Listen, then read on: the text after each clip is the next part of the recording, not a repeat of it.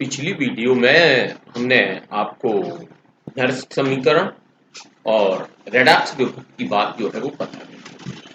अगला हेडिंग आता है कि आखिरकार इलेक्ट्रोड विभव का मेजरमेंट कैसे किया जाए, इलेक्ट्रोड विभव का मापन कैसे किया जाए। तो किसी भी इलेक्ट्रोड के निरपेक्ष विभव का मापना संभव नहीं है, परंतु दो इलेक्ट्रोडों का या दो अर्ध सेलों से बने गैल्वेनी सेल का ईएमएफ जो है वो पोटेंशियोमीटर द्वारा मेजरमेंट किया जा सकता है, मापा जा सकता है। और किसी गैल्वेनी सेल का ईएमएफ इलेक्ट्रोमोटिव फोर्स विद्युत वाहक बल अथवा ई ऑफ सेल उसके दो इलेक्ट्रोडों कैथोड तथा एनोड के विभवों का बीजीय अंतर होता है। अर्थात सेल का विद्युत वाहक बल अथवा ई ऑफ सेल बराबर होता है ई ऑफ दाया माइनस ई ऑफ बाया। ई ऑफ दाया और बाया का मतलब हो गया कि ई ऑफ सेल बराबर E of cathode minus E of N. E of cell जो है वो सेल का विद्युत वाहक बल इलेक्ट्रोमोटिव फोर्स कहलाता है। ई ऑफ एनोड जो है वो एनोड का अपचयन इलेक्ट्रोड विभव कहलाता है और ई ऑफ कैथोड जो है वो कैथोड का अपचयन इलेक्ट्रोड विभव कहलाता है। तो जब ई ऑफ सेल निकाल लेते हैं वही इलेक्ट्रोड विभव कहलाता है। अब इसके लिए मानक हाइड्रोजन इलेक्ट्रोड की आवश्यकता पड़ती है, जिसे हम स्टैंडर्ड हाइड्रोजन इलेक्ट्रोड, शॉर्ट में जिसको हम लोग SHE भी कह देते हैं। क्या कह देते हैं? SHB। डायग्राम के माध्यम से एक ग्लास की ट्यूब होती है, उसके अंदर एक हमारा इलेक्ट्रोड लगा रहता है, उसके दाईं या बाईं ओर से एक वायुमंडल दाब पर हाइड्रोजन गैस प्रवाहित की जाती है और एक उसके अंदर हमारा प्लेटिनम ब्लैक की परत चढ़ा हुआ इलेक्ट्रोड रखा रहता है और उसकी जो मोलरता है वो 1 m होती है। तो मानक हाइड्रोजन इलेक्ट्रोड SHE बनाने के लिए 1 मोलर हाइड्रोजन आयन सांद्रता अथवा हम कह सकते हैं कि हाइड्रोजन आयन की सांद्रता बराबर 1 m के जलीय विलयन में प्लेटिनम धातु की प्लेट जिस पर प्लेटिनम ब्लैंक की परत जमी होती है लटका देते हैं और 25 डिग्री सेंटीग्रेड ताप पर एक वायुमंडल दाब पर हाइड्रोजन गैस विलयन में प्रवाहित करते हैं। इस इलेक्ट्रोड का मानक विभव स्वेच्छा से 0 माना गया है, अर्थात SHE बराबर 0.00 वोल्ट।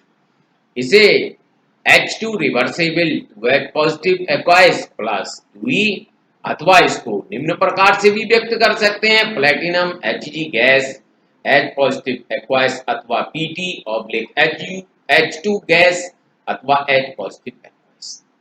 अब आता है मानक इलेक्ट्रोड मेजरमेंट करने की विधि क्या है।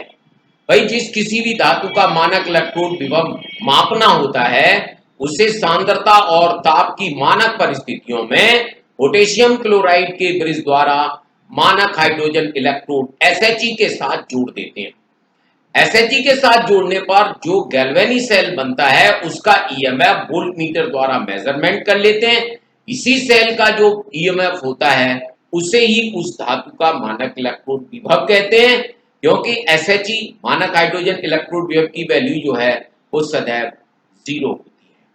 जैसे हमने जिंक का मानक इलेक्ट्रोड विभव मेजरमेंट करना है तो किसी भी इलेक्ट्रोड को मानक परिस्थितियों में मानक हाइड्रोजन के साथ KCl के ब्रिज द्वारा जोड़ने पर निर्मित या बने हुए गैल्वेनी सेल का जो ऋण ध्रुव, ध्यान दीजिए इसका ऋण ध्रुव जो है वो एनोड होता है, उसके इलेक्ट्रोड विभव को मानक हाइड्रोजन इलेक्ट्रोड के सापेक्ष ऋण चिन्ह दिया जाता है।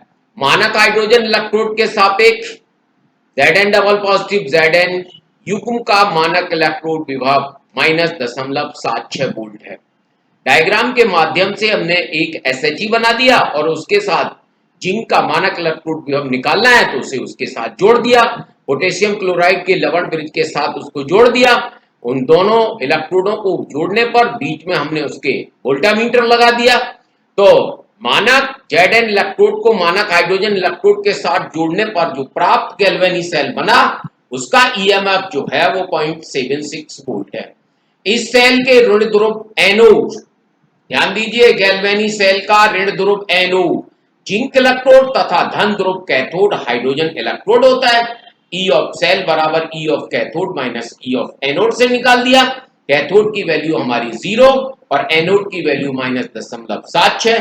तो ई ऑफ सेल वही इस सेल का विद्युत वाहक बल हो गया -0.76 वोल्ट, यही जिंक का इलेक्ट्रोड विभव हो गया। अब आता है कि विद्युत रासायनिक सेल से आप क्या समझते हैं। विद्युत रासायनिक सेल से या सेल से आप क्या समझते हैं। तो विद्युत रासायनिक सेल उस सिस्टम, उस निकाय को कहते हैं जिसमें दो इलेक्ट्रोड किसी एक विलयन में या किसी प्रकार एक दूसरे से जुड़े दो भिन्न विलयनों में रखे जाते हैं। जो हमारे विद्युत रासायनिक सेल हैं या सेल जो है वो दो प्रकार के होते हैं। एक होता है हमारा विद्युत अपघटनी सेल और दूसरा होता है गैल्वेनी सेल या वोल्टीय सेल। विद्युत अपघटनी सेल, विद्युत अपघटनी सेल की परिभाषा कहती है कि जिस सेल में बाहरी स्रोत से वैद्युत ऊर्जा देने पर कोई रासायनिक अभिक्रिया होती है उसे विद्युत अपघटनी सेल कहते हैं। इस सेल में किसी विद्युत अपघट्य के विलयन में विद्युत धारा प्रवाहित करने पर एनोड पर ऑक्सीकरण और कैथोड पर अपचयन क्रिया होती है। महत्वपूर्ण बात ध्यान रखनी है कि इस सेल के अंदर जब विद्युत धारा प्रवाहित की जाती है तो एनोड पर ऑक्सीकरण और कैथोड पर हमारी अपचयन क्रिया होती है।